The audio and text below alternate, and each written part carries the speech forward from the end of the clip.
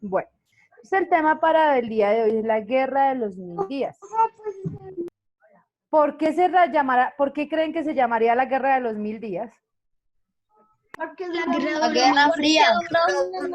duró 1000 días. Duró mucho. Porque duró Muchos días. aproximadamente 1000 días. Esta guerra inició en 1000 días. Socorro, Santander. ¿Ustedes conocen dónde queda Santander? ¿Dónde queda Santander? ¿Si queda Santander aquí en Colombia?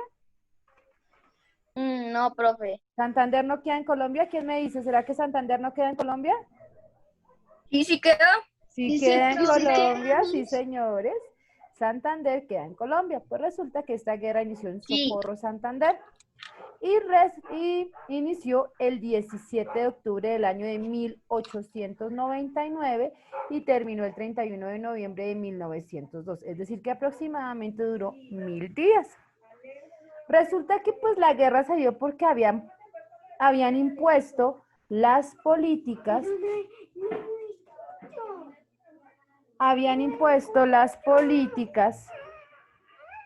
por los conservadores durante el periodo de la regeneración condujeron a que un descontento entre los liberales, es decir, los conservadores impusieron sus leyes y pues obvio que los liberales no estaban contentos porque la idea era que tuvieran participación de ambos lados para llegar a un acuerdo y pudiera funcionar pues mejor el gobierno.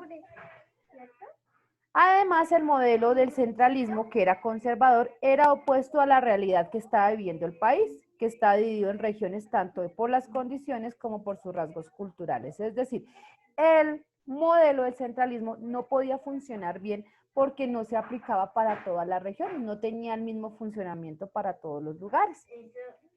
Como consecuencia de lo anterior, en los diferentes departamentos del país se empezaron a conformar ejércitos para derrocar el gobierno. Sin embargo, el interior del Partido Liberal existían diferencias militares y políticas que condujeron a que fueran rivales, que no estuvieran de acuerdo.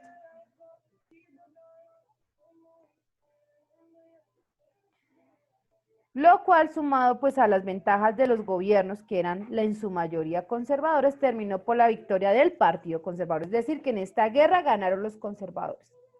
Aunque formalmente el conflicto se cerró con un tratado de Wisconsin celebrado en el buque norteamericano del mismo nombre.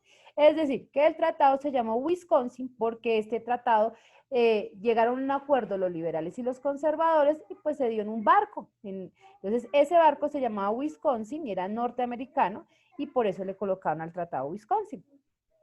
La batalla de Peralonso en 1899 dejó victorioso al ejército liberal, mientras que la de Palo Negro en 1900 evidenció la desventaja de los militares de los liberales, es decir, que tuvieron muchas batallas. Mis amores, estas guerras fueron durísimas. La gente se mataba o sea, si se veía un liberal y un conservador por el simple hecho de verse, pues entonces ellos ya empezaban a pelear y pues por el hecho de que los conservadores se distinguían porque utilizaban prendas de color azul y los liberales por prendas de color rojo. Entonces, no podía ir un liberal al lugar donde viviera un conservador, ni un conservador donde viviera un liberal. Por eso estábamos establecidos por regiones. Si iba un liberal donde vivía un conservador, pues imagínense que lo mataban. O sea, por el simple hecho de ser liberal o conservador, ellos se mataban entre ellos. Y fueron muchísimas muertes que se atribuyeron a esta guerra.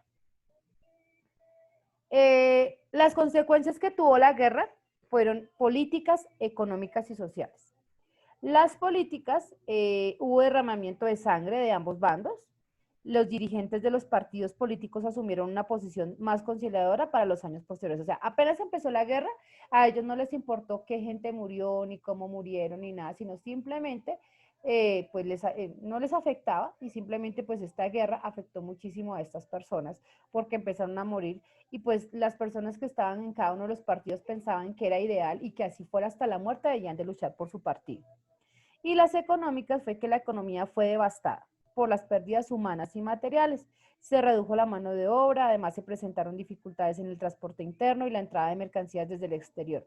Pues debido a que todo el mundo estaba en guerra y todo el mundo estaba pensando era quién mataba a quién ganaba, que entonces se redujo la mano de obra porque todas las personas estaban en los ejércitos. Y pues esto también afectó mucho la economía de nuestro país. Y en cuanto a las sociales, los odios sembrados durante la guerra empezaron a dar frutos en enfrentamientos y enemistades entre los ciudadanos. Esta situación se recrudecería con los años de la violencia. Resulta, mis amores, que como les decía, eso fue terrible, la gente se mataba por un partido, entonces digamos que si uno era liberal y el otro era conservador, ellos no estaban de acuerdo, pues simplemente por ese solo hecho se mataban. La guerra de los 1000 días materializó las ideas separatistas del Istmo de Panamá, ya que aquella zona, por mucho tiempo alejada de la protección de los gobiernos, fue la más azotada por la guerra. La pérdida de Panamá afectó el país en todos los sentidos, pues se perdió una parte del territorio y se ignoró su valor estratégico y comercial. Terminó siendo aprovechado por los Estados Unidos de América. Listo, mis amores, les tengo acá un videito súper chévere sobre la guerra de los 1000 días, donde nos van a explicar un poco más del tema. Vamos a poner muchísima atención, vamos a estar muy atentos. Espérenme, acá les comparto el... Solo vamos a bailar zumba de familia. Espérenme un segundo que inicie, mis amores. Profe, solo vamos a bailar zumba de... Financiado a través de los recursos del Fondo para el Desarrollo de la Televisión y los contenidos de la Autoridad Nacional de Televisión.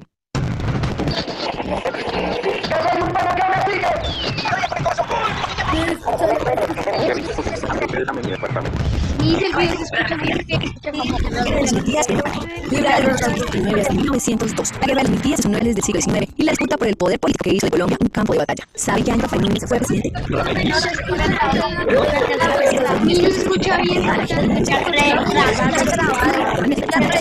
Históricamente el presidente sin duda fue apoyado en el 84 y se escucha formó el Partido Nacional y creó la polémica Constitución Centralista de 1986, uno de los dos principales de la Guerra de los 1000 días. El régimen de la Constitución de 86 acaba de pegar algo en Buen momento, mis amores.